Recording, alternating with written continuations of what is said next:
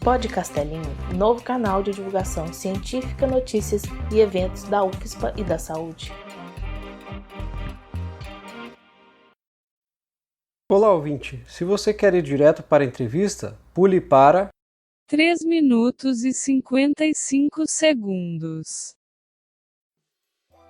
Destaques do mês de maio de 2020. Comunidade pode contribuir com pesquisa sobre efeitos da pandemia sobre a saúde mental.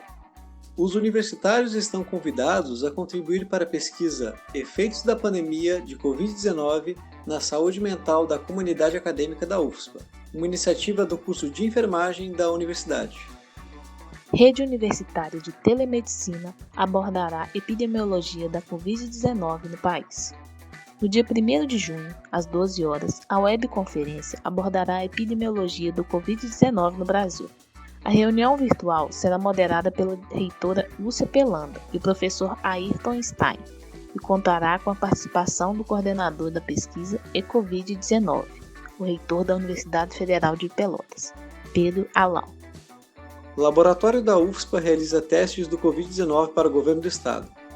O Laboratório de Epidemiologia Clínica da UFSPA é um dos laboratórios do Rio Grande do Sul que está dando suporte ao Laboratório Central do Estado, mais conhecido como LACEN, para a realização de exames PCR, que é um dos usados na detecção do Covid-19. Além de realizar os testes para o governo do estado, o laboratório também realiza pesquisas sobre as mutações do vírus SARS-CoV-2. Lipecin lançará arquivos para impressão de EPIs e dispositivos médicos contra o coronavírus. Os acadêmicos atuam desde o início da pandemia, na elaboração de escudos faciais, laringoscópios e máscaras de tecidos com óxido de zinco.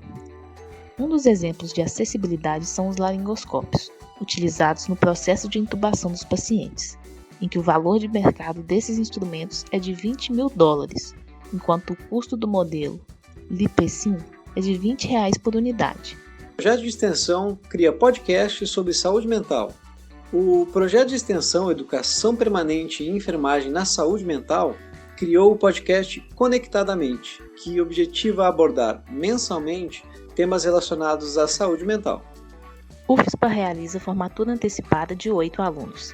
A realização da formatura foi viabilizada pelo Ministério da Educação, que permite a conclusão do curso antecipada para estudantes do curso de Medicina, Enfermagem, Farmácia e Fisioterapia. A medida do MEC visa reforçar as ações ao combate do novo coronavírus e tem eficácia enquanto durar a situação de emergência de saúde pública.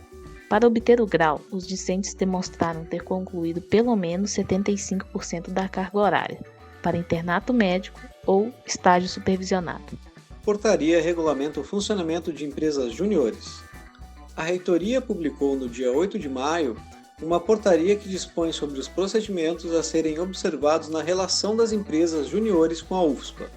O documento traz o passo a passo de como deve ser realizada a criação de uma empresa júnior na universidade. O programa de pós-graduação em enfermagem da UFSPA lançou o site Covid-19 Evidências para Todos, uma plataforma direcionada ao público em geral, crianças e profissionais da saúde, com as últimas informações sobre o coronavírus. Lembrando que os links das notícias e muito mais podem ser encontradas na descrição do episódio. Oi pessoal, tudo bem? Tá começando mais uma edição do Pod Castelinho e hoje a gente vai conversar um pouco com a professora Eliana Wendland. A gente queria agradecer a tua presença e a tua disponibilidade para gravar com a gente. Na verdade, o prazer é meu de estar aqui estreando no podcast Castelinho e é um prazer conversar com vocês. Obrigado, professora. E para começar, vamos introduzir um pouco da trajetória da professora, que é graduada em Medicina pela Universidade Federal do Rio Grande do Sul, mestre e doutora em Epidemiologia também pela URGS, e atualmente professora adjunta da UFSPA e médica epidemiologista do Hospital Moinhos de Vento. Então, agora, durante a pandemia de Covid-19, estamos ouvindo bastante sobre epidemiologistas e estudos epidemiológicos, ficou bem evidenciada essa área. Você poderia nos explicar o que é a epidemiologia? A epidemiologia, na verdade, ela nasceu, e eu acho que a primeira ideia de todas as pessoas é pensar em epidemias. que a epidemiologia estuda epidemias. Sim, é verdade. Só que a epidemiologia é mais do que isso. A epidemiologia é aquela área das ciências que ela vai estudar as populações, como as doenças se desenvolvem, não no indivíduo, mas nas populações. Ela tem várias áreas, envolvendo desde a distribuição das doenças nas diferentes populações, os fatores de risco para determinadas doenças, até a área da epidemiologia clínica, que vai entender e vai trabalhar, então, com a eficácia de medicamentos ou de novas tecnologias, passando mais recentemente para a área da epidemiologia ambiental, por exemplo, que vai associar fatores ambientais como poluição à distribuição de doença das populações, indo para a epidemiologia genética, que vai avaliar, então, estudos genéticos e olhando sempre para populações. O que distingue a epidemiologia é que nós estamos preocupados em como as doenças se distribuem numa população inteira, não só num indivíduo. Então, ela está intimamente ligada com saúde pública. Então, conversando mais um pouquinho sobre a área que você trabalha e estudou também bastante, tem como tu conversar com a gente um pouco sobre o HPV? O que é o HPV e como pode ser a transmissão dele? O HPV é um vírus. Esse vírus, ele atinge uma grande parcela da população. A gente diz que provavelmente todas as pessoas do planeta, em algum momento da sua vida, elas terão contato com esse vírus, que é o vírus do HPV. E ele está associado a uma gama diferente e importante de diferentes tipos de câncer. O mais conhecido é a associação entre o HPV e o câncer cervical, o câncer de colo uterino, mas não só isso. Tem se estudado que o HPV ele também é um fator importante para o câncer de cabeça e pescoço, o câncer, especialmente o câncer de orofaringe, o câncer anal, o câncer de pênis. Então, ele é um vírus que basicamente, é uma doença sexualmente transmissível, mas que está associado ao desenvolvimento de câncer em diferentes populações. Esse vírus, ele atinge os diferentes países e as diferentes regiões do planeta em diferentes frequências, conforme o seu comportamento, conforme outras características, e é muito importante hoje em dia na gênese, então, de diferentes tipos de câncer, que vem crescendo muito nos últimos anos, principalmente quando a gente vê o crescimento importante do câncer de orofaringe associado ao HPV. E o que seria a sigla HPV? É papilomavírus, né? A gente traduz HPV como papilomavírus humano. Human Papilloma Virus. Pelo visto é uma doença bem comum, né? Não é uma doença, um vírus, quer dizer, bem comum, né? É uma infecção bem comum, né? A infecção é bem comum. Só que não necessariamente todas as pessoas que se infectarem por HPV vão acabar desenvolvendo câncer. Algumas dessas pessoas que se infectam com HPV vão acabar tendo uma persistência dessa infecção e acabar, então, que vai acabar levando a infecções, a lesões precursoras e depois ao desenvolvimento de câncer. E nós sabemos que, como o Carlos mesmo falou antes, né? A senhora estuda sobre isso e queríamos então saber sobre um dos estudos, né, estudo epidemiológico sobre a prevalência nacional de infecção pelo HPV. Você pode nos dizer o perfil dos infectados? Esse estudo, eu acho que ele é um estudo bem interessante porque a gente vê a aplicação da epidemiologia à saúde pública e o papel que ela pode ter, inclusive no desenvolvimento de políticas públicas. Então, esse estudo partiu de uma questão que o Ministério da Saúde tinha sobre a prevalência de HPV. Em 2014, a vacina contra HPV foi introduzida no país e não se sabia exatamente qual era a prevalência ou quantas pessoas, a frequência da infecção por HPV no Brasil. Então, esse estudo avaliou jovens de 16 a 25 anos, de todas as 26 capitais, mais Distrito Federal. Esses jovens, eles foram recrutados em unidades básicas de saúde, então, de todas as capitais do Brasil, mais o Distrito Federal, avaliando diferentes questões, como, por exemplo, saúde sexual e reprodutiva, comportamento sexual e, é claro, aí a prevalência de infecção por HPV oral e genital. O que a gente sabe sobre isso? Acho que o que mais nos impactou foi descobrir que essa população de jovens de 16 a 25 anos, metade dessa população tinha infecção por HPV no momento que foi realizada a pesquisa. Uma das coisas interessantes desse perfil dos infectados, que mesmo que nós coletamos em unidades básicas de saúde, ele reflete bastante o perfil da população brasileira. Nós tivemos percentual muito parecido com a distribuição da população de pessoas da classe A, da classe B, da classe C e da classe DE.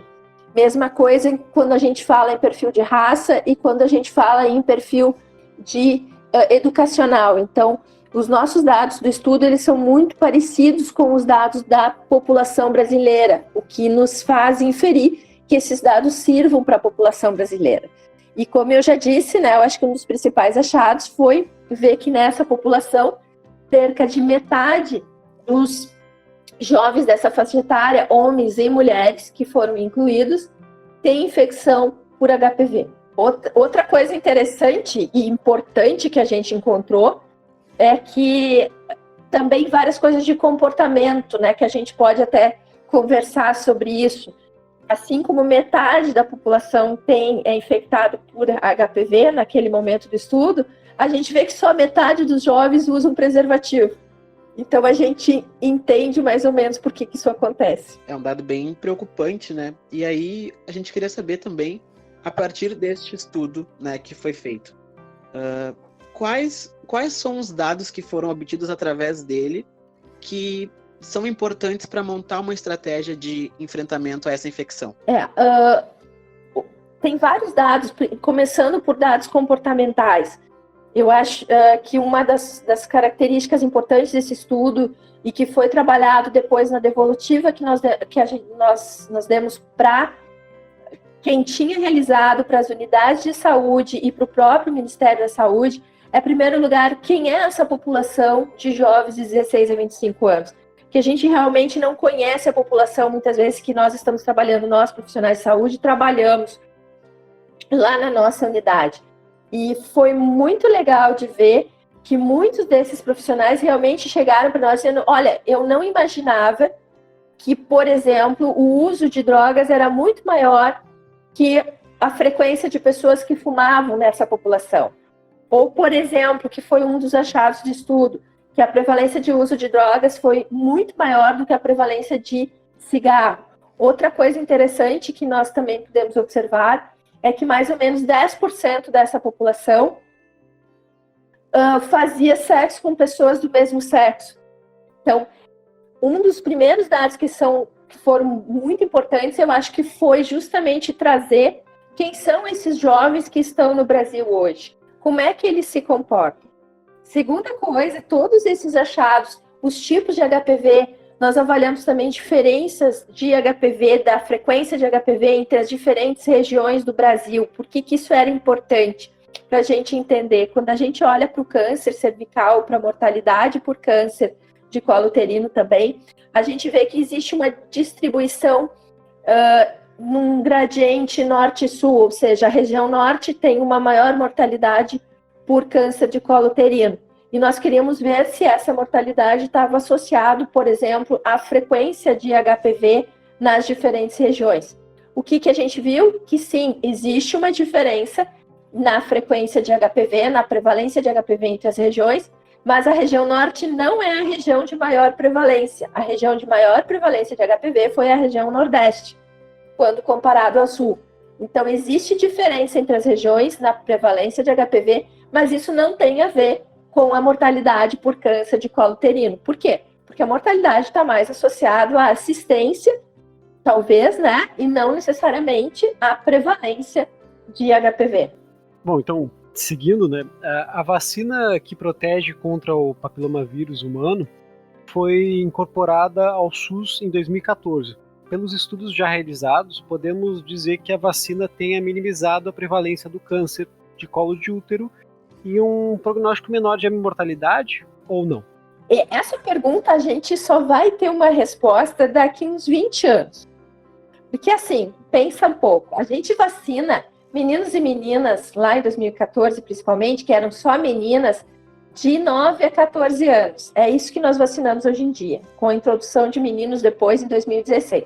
Então, a gente está vacinando agora meninos e meninas, muitos deles que não iniciaram a vida sexual ainda.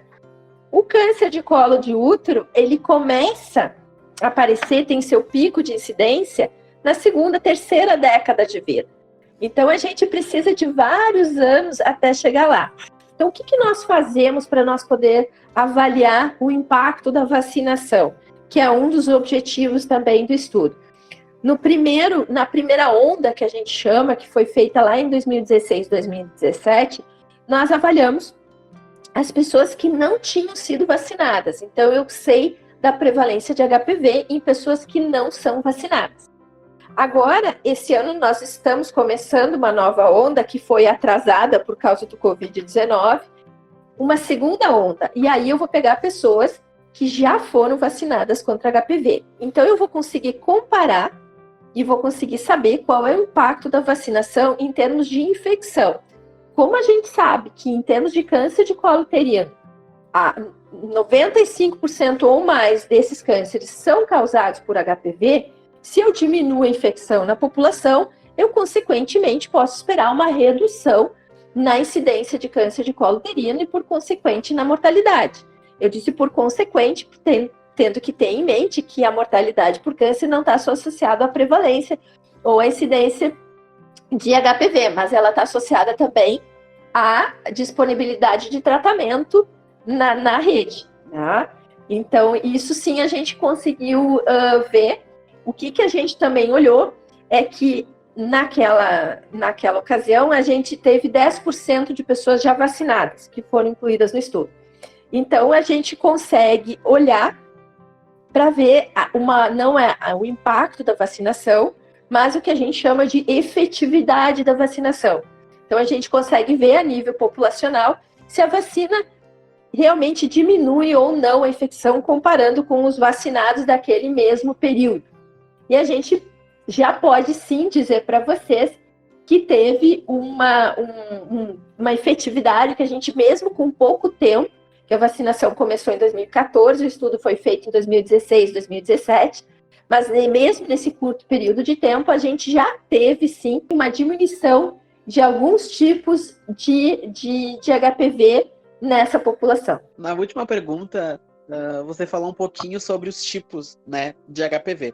A gente trouxe uma informação importante, que segundo o INCA, né, o Instituto Nacional do Câncer, existem 13 tipos de HPV que são considerados oncogênicos. No entanto, as vacinas que estão disponibilizadas, elas contemplam apenas 2 desses tipos de HPV, que é o 16 e o 18. Então a gente queria saber por que foi escolhido esses 2 tipos e se a vacina ela pode talvez dar proteção também a alguns outros tipos que não fazem parte desses tipos que estão disponíveis, que foram contemplados, né, que é o 16 e o 18.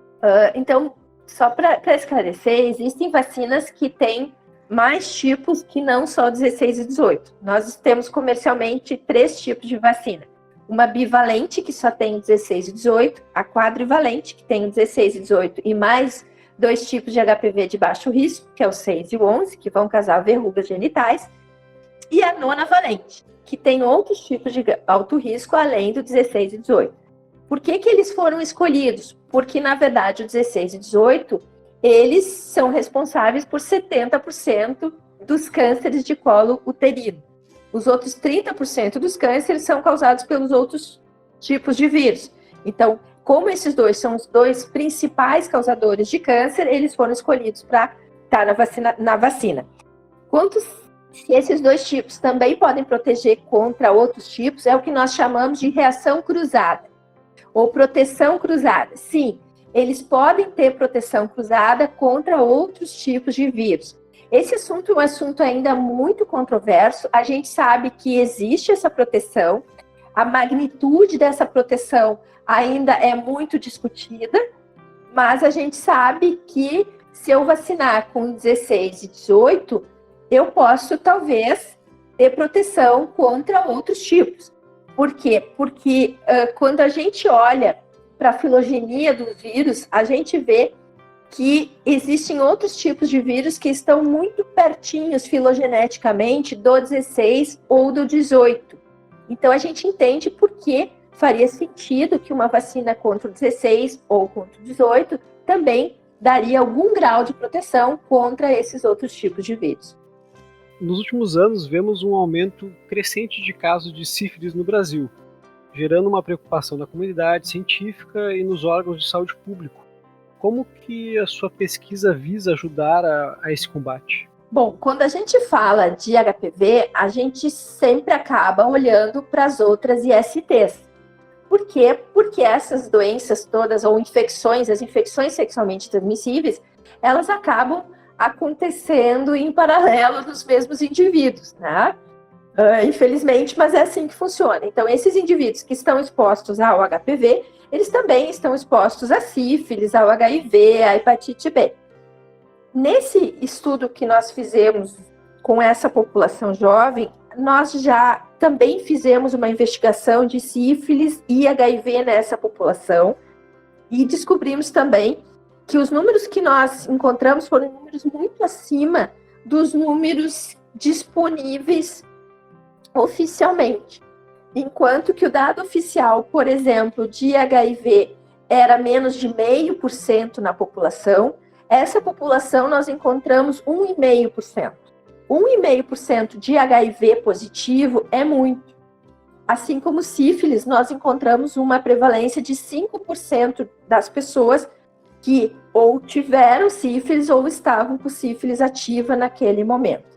A partir daí, começaram a surgir outras propostas de estudo, e uma delas é sobre a sífilis. Por quê? Porque em 2000, a sífilis vem crescendo em todo o mundo, especialmente no Brasil, e em 2016, o Ministério da Saúde decretou uma epidemia de sífilis vigente no Brasil. Porque o que se viu? Se viu que o número de sífilis que a gente tinha, de pessoas com sífilis que nós tínhamos lá em 2016, estava sendo o mesmo que tinha ocorrido na década de 50, lá em 1950. Então, houve uma diminuição dos números de casos de sífilis e aí começou a subir, e lá em 2016 nós tínhamos de novo tantas pessoas com sífilis quanto nós tínhamos lá em 1950. Então, foi decretada uma epidemia. E a ideia desse outro projeto, que é um projeto que chama assim, é então avaliar no município de Porto Alegre, aqui pensando em Porto Alegre como um projeto piloto, através de uma unidade móvel que vai fazer detecção de sífilis, HIV e hepatite B, quantas pessoas têm sífilis na população de Porto Alegre, o quanto por cento dos dados que a gente tem são subnotificados, ou seja, quanto existe de subnotificação a respeito da sífilis, e também um ensaio clínico com diferentes estratégias que façam com que, para tentar fazer com que os indivíduos tenham maior adesão ao tratamento e a maior adesão ao segmento do tratamento, esse pós-tratamento com sífilis. Então, o que esse estudo, o estudo SIM, ele vai fazer? Ele tem 3 braços de tratamento, um braço é o controle, o outro braço é um acompanhamento das pessoas através do telemonitoramento por telefone. Então, seria quase como uma babá. A gente liga para as pessoas e diz assim, olha, você deu sífilis positivo, amanhã você tem que tomar a sua penicilina, por favor, compareça ao posto de saúde. E assim a gente vai ligando para as pessoas. Aí 2 dias depois a gente liga para ela, olha, você foi no posto de saúde tomar a sua vacina, a sua dose de penicilina, e esse acompanhamento é feito por até 1 ano. Depois disso, o outro braço de tratamento que nós temos, então, é um aplicativo. Hoje em dia, todo mundo tem celular, e as pessoas usam muito aplicativos, e principalmente um processo que a gente chama de gamificação. Todo mundo gosta do Twitter, do Instagram, do Facebook, todo mundo usa, e a gente se viu que as pessoas são muito ligadas nos likes. Então eu posto lá porque eu quero ter muitos likes, a gente gosta do podcast, vai ter muitos likes, né? Então, o que a gente viu? Que isso está muito presente na vida das pessoas. E a nossa ideia foi usar exatamente isso para a gente conseguir um melhor tratamento e acompanhamento da sífilis. Então, foi lançado um aplicativo, que é o outro braço de tratamento. As pessoas vão usar um aplicativo, esse aplicativo é um jogo, e para cada fase, para que elas possam passar de fase no jogo, elas precisam fazer uma parte do tratamento delas. Então, são 3 braços de tratamento, um game, um acompanhamento por telefone e o outro cuidado usual. E com isso a gente espera que a gente possa dar aí uma ferramenta importante que possa ser usada para toda a população e melhore as taxas de tratamento e acompanhamento por sífilis. E com isso consiga reduzir a infecção. Sim, com certeza. E uma dúvida que me surgiu agora é todas essas iniciativas surgiram aqui da UFSPA, inclusive o game, ou foram de diversos lugares? Como é que funciona isso? Todos esses projetos, eles vêm a partir de uma questão muito prática do Ministério da Saúde. O Ministério da Saúde diz assim, olha, eu tenho um problema. Esse meu problema é a sífilis. Aí a gente conversa e eu digo, olha, então eu acho que para responder essa tua pergunta, a gente precisa fazer um projeto desse jeito. A partir dessa combinação, então, que a gente faz, sendo essa proposta aprovada, nós começamos a executar. Então, a partir de uma pergunta muito prática, em termos de saúde pública, nós propomos aí uma estratégia para investigar isso, e aí a gente começa a execução, uma vez que é aprovado, né? Uhum. Mas e o jogo ele saiu da onde? Por exemplo, uma coisa que minha área é informática biomédica, né? Daí eu me interesso bastante. O jogo saiu da minha cabeça. É porque a gente estuda bastante isso também, né? A questão da gamificação, melhorar. O jogo, da onde é que eu tive essa ideia do jogo? Para contar um pouquinho para vocês, assim, ó. Porque eu vou dizer para vocês que eu não sou uma grande usuária de redes sociais, mas eu sou uma observadora. E eu vejo que as pessoas usam muito as redes sociais e principalmente essa coisa de ser curtido, né? Então as pessoas postam lá e depois elas ficam cuidando quantas pessoas dão like, quantas não dão, qual é o impacto que isso tem, o alcance, porque é uma maneira de tu medir o alcance que você tem publicamente. E aí eu tive essa ideia de usar isso, então, como um game mesmo. Eu disse, então vamos fazer as pessoas jogarem. Porque se as pessoas gostam, por exemplo, de jogar Candy Crush, por exemplo, se eu fizer com que elas fiquem adictas ao meu joguinho, né, tipo um Candy Crush, elas vão querer jogar. E para isso elas vão querer fazer o tratamento para que elas possam pular de fase, passar de fase. Então a ideia do jogo é exatamente essa, assim. É um jogo muito parecido com o Candy Crush, que a gente pediu para eles fazer, que é aquele jogo que possa, então, atingir todas as camadas da população, todas as classes sociais. Um jogo fácil de fazer, mas que fosse aditivo, assim. Porque o que a gente quer é bem isso, que as pessoas queiram jogar e que as pessoas queiram passar de fase. E para isso elas têm que fazer o tratamento corretamente. Bem legal. E aí, puxando agora para um outro projeto, né? A gente queria saber quais foram os desafios deste projeto que tem como título Avaliação da Saúde de Escolares do Ensino Fundamental do Sul do Brasil.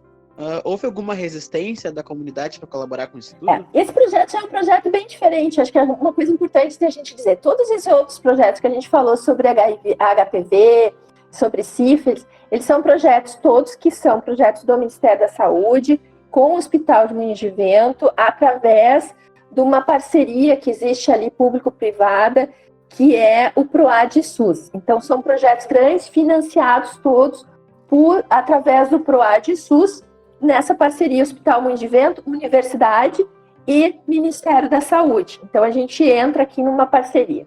Esse projeto de avaliação de saúde escolares do ensino fundamental do Sul do Brasil, ele teve uma outra origem.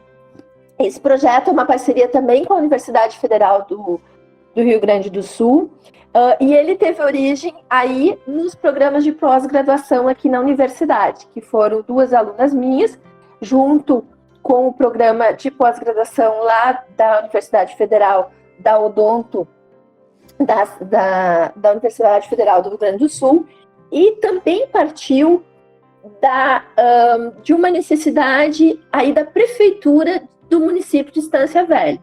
Então, o município de Estância Velha, ele procurou as universidades porque ele estava interessado em saber um pouco mais sobre a saúde dos escolares. E aí a gente fez essa proposta junto com a prefeitura de estudar. Então, ele vai avaliar, ele já avaliou, né? Porque esse projeto já terminou, agora a gente está na fase de análise de dados, terminou a parte de coleta. Ele vai avaliar, ele avaliou a saúde, ele avaliou a saúde bucal desses escolares, que é do ensino fundamental, então, do segundo ao nono ano. Ele avaliou questões relacionadas à atividade física, questões nutricionais, questões de saúde geral. E aí a pergunta se houve uma resistência da comunidade para colaborar com o estudo. Eu vou dizer para vocês que, infelizmente, sim. Apesar de ser uma parceria entre a prefeitura, a gente chamou todas as secretarias para trabalhar com a gente, né? A Secretaria de Saúde, a Secretaria de Educação do município. Fizemos reunião com todas as coordenadorias de saúde do município, nas escolas. Mesmo assim, a gente teve, ao longo do processo, muita resistência da comunidade em colaborar. Muitas vezes a gente enviava os termos de consentimento dos pais, eles não voltavam. A gente teve pais, alguns que nos ligaram para xingar, porque o que era isso, o que a gente ia fazer com o filho deles, né? E só para explicar assim o que a gente fazia com o filho deles, na verdade, a gente mandava um questionário para os pais responderem, e tinha um questionário para as crianças responderem, que elas faziam na escola. Além disso, a gente media a pressão dessas crianças, a gente fez uma espirometria nessas crianças e era feito um teste de ponta de dedo para medir hemoglobina nessas crianças, né? Mas a gente sabe que existe uma dificuldade importante, às vezes, da população entender o que a gente está fazendo e que a gente não está, de forma nenhuma, querendo um dano para essa população, mas muito pelo contrário, através do entendimento dessa população, que a prefeitura possa tomar ações de saúde pública para melhorar a saúde dessas crianças e adolescentes. Sim, eu diria que talvez tendo cada vez mais divulgação para esses projetos e mais exposição, né, a essas iniciativas, talvez sanaria um pouco, pelo menos, desse problema. Eu acho que hoje em dia existe uma polarização muito grande. A polarização que a gente vê na sociedade, ela acaba sendo incorporada no dia a dia das pessoas, inclusive quando a gente vai para a comunidade fazer esse tipo de estudo. Então, o que a gente viu? Assim, a gente fez contato com as rádios locais, esse estudo foi divulgado na mídia local, que é a mídia que tem maior penetração no município. Os pais, eles recebiam um folder avisando sobre o estudo. A gente pediu que a direção das escolas comunicasse aos pais durante as reuniões que foram feitas na escola, reuniões de pais. Mas o que acontece que a gente vê? Assim, nem todos os pais vão na reunião, em primeiro lugar, nem todos os pais ouvem a rádio, né? E a gente sentiu muito isso, assim, essa polarização, assim. Então, tinha pais que achavam muito bom e tinham pais que ficavam muito preocupados, que tipo assim, mas tu vai ficar trancado, até pensando em outras questões, mas eles vão pegar meu filho, vão levar para onde? Vão se trancar com meu filho? Eu disse, não, ninguém vai se trancar com ninguém, né? A gente toma todos os cuidados, tem várias pessoas, né? Mas assim, eu acho que todas essas preocupações, desde preocupações de abuso até preocupações de estigma, que a gente entende que os pais possam ter. Claro que a gente sempre tenta conversar e tomar todos os cuidados para que isso não aconteça, mas às vezes até simplesmente o fato da gente querer medir o peso de uma criança tem pais que não achavam isso uma ideia legal. Assim, mas tu vai medir o peso do meu filho e ele vai ser obeso e tu vai dizer para ele que ele é obeso e aí, né, ele vai sofrer bullying no colégio. Mas o que as pessoas têm que entender é que, em primeiro lugar, a obesidade infantil existe. A obesidade infantil é um problema, ela é causadora de bullying e ela tem que ser vista como um problema e ser tratada adequadamente.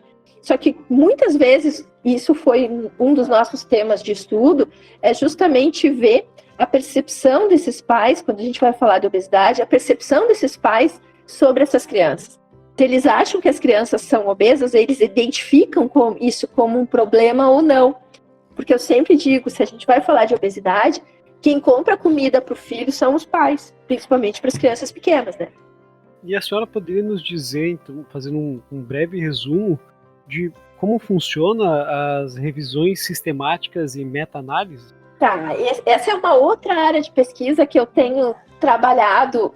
Durante o doutorado, eu tive a oportunidade de passar um tempo na Universidade de Oxford, na Inglaterra, trabalhando lá no Centro de Medicina Baseada em Evidências, né? E aí comecei a trabalhar desde aquela época com revisão sistemática e meta-análise. O que é uma revisão sistemática e meta-análise? Revisão sistemática e meta-análise é um tipo de estudo observacional que ele vai, de forma sistemática, como o nome já diz, ele vai identificar estudos, fazer uma avaliação de qualidade desses estudos, ou melhor, do risco de viés desses estudos, todos que foram identificados, e a partir daí ele tenta sumarizar, então, tudo que existe sobre aquela questão de pesquisa, que precisa ser sempre uma questão muito clara e muito focada. Então, a partir de uma questão de pesquisa, eu vou identificar as evidências que existem naquela questão de pesquisa, eu vou avaliar o tipo de evidência, o grau de confiabilidade que eu tenho dessas evidências, e depois a meta-análise, então, é uma avaliação aí quantitativa dessas evidências que eu encontrei na revisão sistemática. A partir daí, eu consigo reanalisar aqueles dados que foram encontrados e eu tenho uma medida sumária, que é isso que faz a meta-análise. Para que isso serve? Revisão sistemática e meta-análise, ela vem para tentar nos auxiliar, principalmente quando existem controvérsias na literatura. Um exemplo, eu tenho um estudo, vamos pegar a cloroquina que está na moda. Eu tenho um estudo que diz que a cloroquina, sim, é eficaz contra o coronavírus. Eu tenho um outro estudo que diz que a cloroquina não é eficaz.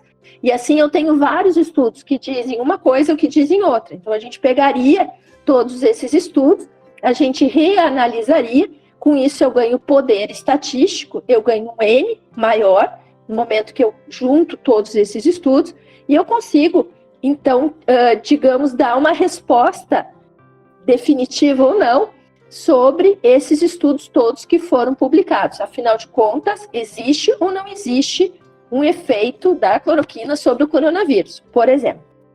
Então é uma comprovação, é uma análise mais abrangente que comprova a efetividade ou não, é isso? Isso, não só efetividade, mas eficácia, principalmente eficácia de determinados fármacos. A revisão sistemática e meta-análise é usada muito na área de farmacologia, não só. Ela pode também ser usada, por exemplo, para avaliar fatores de risco, ou seja, qual é a magnitude que o fumo tem no câncer. Então, eu pegaria vários estudos que avaliaram fumo e câncer e, a partir daí, eu diria, olha, né, a magnitude, o impacto do fumo no desenvolvimento do câncer é tal. Ou, por exemplo, outras meta-análises sobre a prevalência de HPV no Brasil. Antes de nós começarmos os estudos do HPV, nós fizemos uma meta-análise. Então, a gente pegou todos os estudos que tinham no Brasil, que eram estudos menores, de determinadas regiões, pequenos, analisamos todos esses estudos e fizemos, a partir daí, uma análise para ver, olha, juntando todos esses estudos, o que a gente tem sobre a prevalência de HPV no Brasil. E aí a gente chega no número final, porque a gente tem um range, muitas vezes, grande de prevalência. Eu tenho vou pegar para vocês, por exemplo, prevalência de HPV em boca. Eu tinha estudos que diziam desde 1% ou menos de 1% até 18%, 20%. E aí a gente fica se perguntando, mas afinal de contas, a prevalência é 1% ou é 18%? Então, através da meta-análise, ela vai olhar esses dados e, bom, juntando tudo que tem, qual é a prevalência? Então, ela vem para nos dar um sumário da evidência que existe sobre um determinado tópico. Legal. Eu não conhecia realmente esse tipo de análise, né? Bem interessante, principalmente na época atual, né? Que a gente tem tanto, como a senhora mesmo falou, é tão dividida assim as opiniões, né? Então é bom ter uma análise dessas para a gente ver realmente o que está certo ou está errado, né? O que realmente é efetivo ou não, né?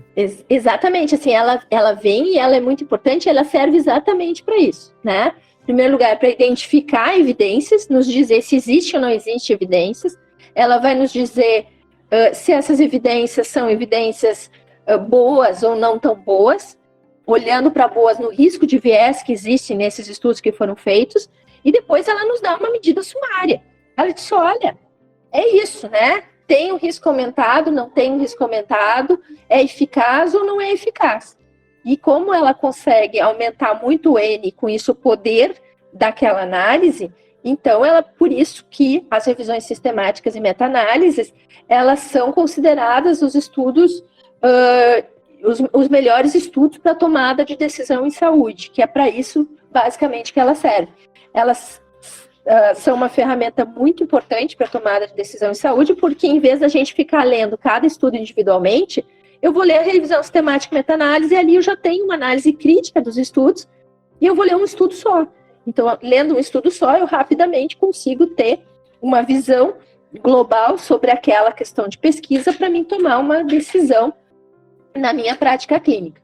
A senhora queria, talvez, dar algum recado, falar alguma coisa, não sei, né, aproveitar que tem esse público que vai acessar o episódio, ele vai ficar ali por um bom tempo lá, né? Por exemplo, eu penso uma coisa que é interessante é essa questão que agora a gente está em quarentena e deve ter diminuído o número de relações sexuais, né? Deve ter diminuído essas ocorrências, só que quando forem liberar, quando começar, né? Liberar geral, daí. Vai ser um negócio que provavelmente as pessoas vão estar bem propensas a quererem, né, tirar o atraso, digamos assim. Sim. Não. Então acho que vai ter um problema mais pra frente, né, em relação a isso. Eu acho que uma coisa sempre importante da gente lembrar é que